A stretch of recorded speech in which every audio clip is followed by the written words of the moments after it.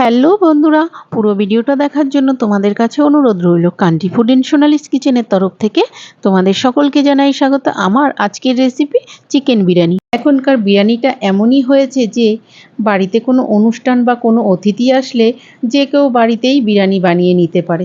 অনেকেই তো অনেক রকমভাবে তৈরি করেছো, আমি কিভাবে তৈরি করলাম সেটাই তোমাদের সাথে শেয়ার করব। বাড়িতেই খুব অল্প সময়ের মধ্যে কিভাবে দোকানের মতন ঝরঝরে বিরিয়ানি তৈরি করবে সেটাই তোমাদেরকে আজকে দেখাবো। তাহলে চলো দেখে নেওয়া যাক। যেহেতু চিকেন বিরিয়ানি করব তার জন্য চিকেন লাগবে, আর এখানে আমি 1 কেজি চিকেন নিয়েছি। চিকেনটাকে ভালোভাবে ধুয়ে পরিষ্কার করে একটা পাত্রের মধ্যে নিয়ে নিলাম। প্রথমে এখানে আদা রসুন ও পেঁয়াজ বাটা একসঙ্গে দিয়ে দিলাম, সঙ্গে হাফ চামচ জিরে গুঁড়ো, হাফ চামচ লঙ্কা বাটা, হাফ চামচ ধনে গুঁড়ো, হাফ চামচ হলুদ গুঁড়ো, হাফ চামচ কাশ্মীরি লঙ্কার গুঁড়ো, সবশেষে গরম মশলা দিয়ে দিলাম, আর সাথে 4 চামচের মতন টক দই দিয়ে দিলাম। সব কিছু ভালোভাবে মিশিয়ে নিলাম। আর প্রথমে যে আমি 3 চামচ পেঁয়াজ আদা রসুন দিয়েছি একসঙ্গে আমি পেস্ট করে নিয়েছিলাম। একটা পেঁয়াজ আর আদা রসুন একসঙ্গে পেস্ট করে সেটা দিয়ে দিয়েছি। চিকেনে ভালোভাবে মশলা মাখানো হয়ে গেলে চিকেনটাকে ঢেকে 1 ঘন্টার জন্য রেখে দিচ্ছি। আর এদিকে চাল নিয়ে নিয়েছি আমি 1 কেজি। চালটাকেও এবার ভালোভাবে ধুয়ে নেব। আর এখানে চালটা ধোবার সময় খেয়াল করে ধোবে, বেশি ডলে ডলে ধোবে না, তাহলে চালগুলো ভেঙে যাবে। চালটা ধোয়া দিয়ে আমি পরিষ্কার জল দিয়ে ঢেকে রেখে দেবো। এটাকেও ভিজিয়ে রেখে দেবো 40 থেকে 45 মিনিটের জন্য। আর এদিকে দেখো আলুও আমি আগে থাকতে কেটে নিয়েছি। যে আলুগুলো একটু ছোট 2 টুকরো করে নিয়েছি, যেগুলো একটু বেশি বড় সেগুলো 4 টুকরো করে দিয়েছি। আর আলুতে এবার লবণ আর হলুদ মাখিয়ে নেব। তাতে স্বাদ মতন লবণ দিয়ে দিলাম আর হাফ চামচ হলুদ গুঁড়ো দিয়ে দিলাম। এবার লবণ হলুদটাকে ভালোভাবে হাত দিয়ে ডলে ডলে মাখিয়ে নিচ্ছি। এখানে তোমরা দেখলে বুঝতে পারবে আমি কিন্তু কোনো রকম কালার ব্যবহার করিনি, হলুদ দিয়েছি। আর আলুটাকেও রেখে দিচ্ছি 15 থেকে 20 মিনিটের মতন মেখে। আর এদিকে ওভেনে একটা কড়াই বসিয়ে দিয়েছি, তাতে পরিমাণ মতো তেল দিয়ে দিলাম। তেলটা যখন ভালোভাবে গরম হয়ে গেছে, এখানে আমি সাদা তেল ব্যবহার করেছি। আর আগে থাকতে কেটে রাখা 500 গ্রামের মতন পেঁয়াজ কুচি দিয়ে দিলাম। পেঁয়াজটাকে আমি ভালোভাবে নেড়ে চেড়ে ফ্রাই করে নেব। আর এই পেঁয়াজ ভাজার সময় গ্যাসের ফ্লেমটা হাই করে দেবে, তাহলে পেঁয়াজটা তাড়াতাড়ি ভাজাও হবে আর মুচমুচেও হবে। আর দেখো এইভাবে সমানে নেড়ে চেড়ে ফ্রাই করে নিতে হবে। 10 মিনিটের মতন সময় লাগবে, বেশিক্ষণ সময় লাগবে না।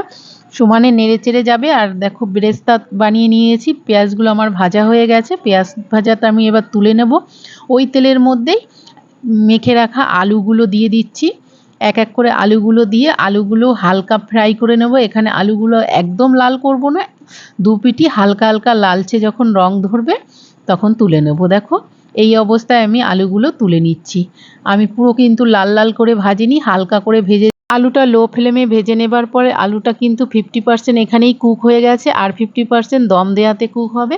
আর দেখো আলু তুলে নেবার পরে ওই তেলের মধ্যে আমি যে চিকেনটা ম্যারিনেট করে রেখেছিলাম চিকেনের পিসগুলো এক এক করে দিয়ে দিচ্ছি। আর এখানে চিকেনের পিসগুলো আমি একটার উপর একটা দেব না, পাশাপাশি সবগুলো পাতিয়ে পাতিয়ে তেলের পরে দিয়ে দেব, যাতে এক পিঠ ভালোভাবে হয়ে যায়।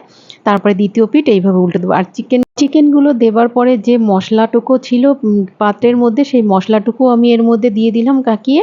দেবার পর 2-3 মিনিটের মতন অপেক্ষা করব, যাতে এক পিঠটা একটু ভালোভাবে হয়।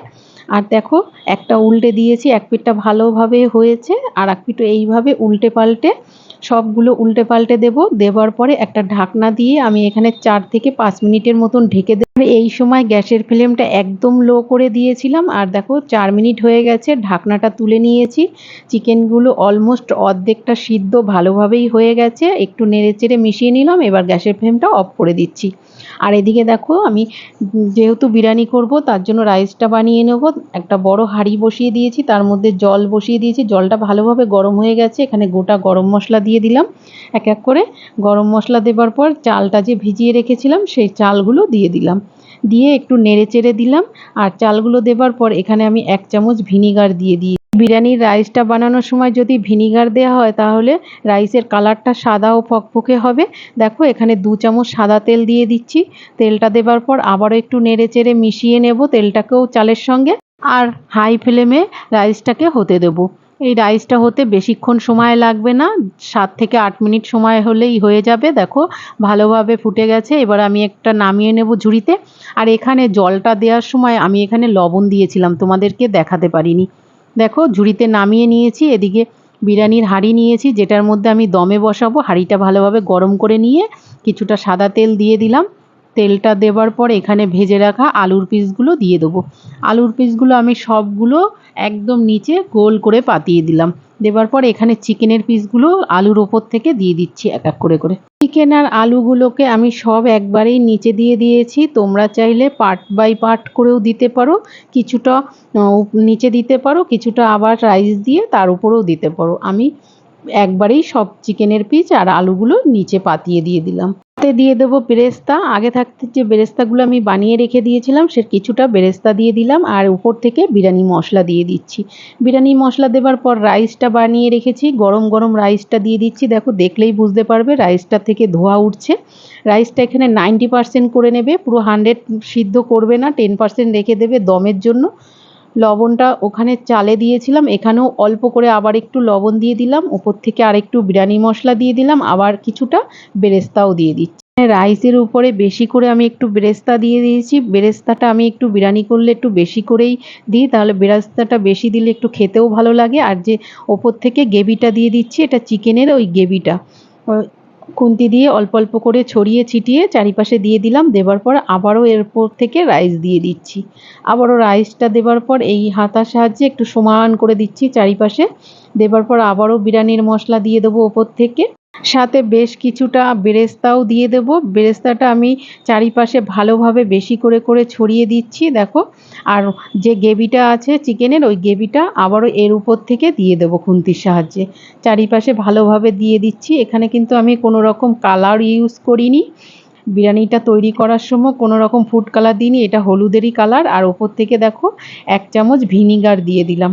এখানে ভিনিগারের পরিবর্তে তোমরা লেবুও দিতে পারো। আর এখানে আমি 200 গ্রামের মতন দুধ দিয়ে দিচ্ছি। দুধটাকে চারিপাশে ভালোভাবে ছড়িয়ে দিয়েছি, সাথে 4-5 ফোঁটার মতন এখানে মিঠা আতর দিয়ে দিচ্ছি। দেখো বিরিয়ানির মাঝখানটা একটা চামচ দিয়ে একটু ফাঁকা করে দিলাম, আর 4-5 ফোঁটার মতন মিঠা আতর দিয়ে দিলাম। দিয়ে আবারও চামচটা দিয়ে রাইসগুলোকে সমান করে দিলাম। দেওয়ার পর সব শেষে এখানে আমি কেশর ভিজিয়ে রেখেছিলাম অল্প একটু দুধের মধ্যে, সেই কেশর ভিজানো জলটা দিয়ে দিচ্ছি। কেশরগুলো ভালোভাবে ভিজে গেছে, অনেকটা কেশর দিয়েছিলাম, সেই জলটা ওপর থেকে চারিপাশে ভালোভাবে ছড়িয়ে দিলাম। ব্যাস দমের জন্য রেডি হয়ে গেল। এবার ওপর থেকে একটা ঢাকনা দিয়ে ঢেকে দেব। এখানে ওপর থেকে ঢাকনা দিয়ে ঢেকে দেবার আগে 4-5টা কাঁচা লঙ্কা দিয়ে দেবো ওপরে। আর এই কাঁচা লঙ্কাটা বিরিয়ানির সাথে খেতে খুবই ভালো লাগে, এরকম কাঁচা লঙ্কা ভাপে সিদ্ধ হবে। আর তোমরা ঝালের পরিমাণটা এখানে কম বেশি করে নেবে, তোমরা যদি খেতে চাও তাহলে দেবে, না চাইলে না দেবে। আর বেরেস্তা ভাজার যে তেলটুকু ছিল ভাজা তেল, ওপর থেকে সেই ভাজা তেলটাও আমি আবারও 4 চামচের মতন দিয়ে দিলাম। আর ঢাকনার উপরে একটা সাদা কাপড় জড়িয়ে ঢাকনাটা দিয়ে দিলাম, যাতে ভালোভাবে ঢাকনাটা ঢেকে যায় আর হাওয়া কোনোভাবে পাস না হয়। এবার হাঁড়িটাকে দমে বসিয়ে দেবো আধা ঘন্টার জন্য। এই সময় গ্যাসের ফ্লেমটা আমি মিডিয়ামে রেখে দিয়েছি। 15 মিনিট যখন হয়ে গেছে ঢাকনাটা তুলে নিয়েছি। আর ঢাকনাটা তুলে নেবার পর বড় চামচের 2 চামচ ঘি আমি চারিপাশে চামচ দিয়ে ছড়িয়ে দিয়ে দিলাম।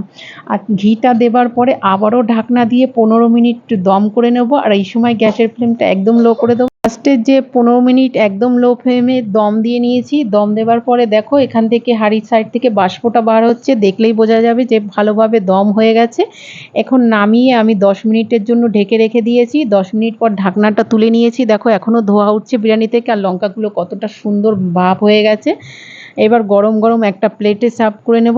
ব্যাস তৈরি হয়ে গেল চিকেন বিরিয়ানি বা চিকেন দম বিরিয়ানি। এই থেকে পুরো ধোয়া উঠছে, আর এই রকম অবস্থায় বেড়ে তোমাদেরকে দেখাচ্ছি। দেখো একটা চাল আর একটা চালের গায়ে কোনোভাবেই লাগেনি। আর এইরকম ঝরঝরে বিরিয়ানি বানাতে হলে আমার টিপসগুলো ফলো করে তোমরা এইরকমভাবে বাড়িতে একবার ট্রাই করে দেখতে পারো।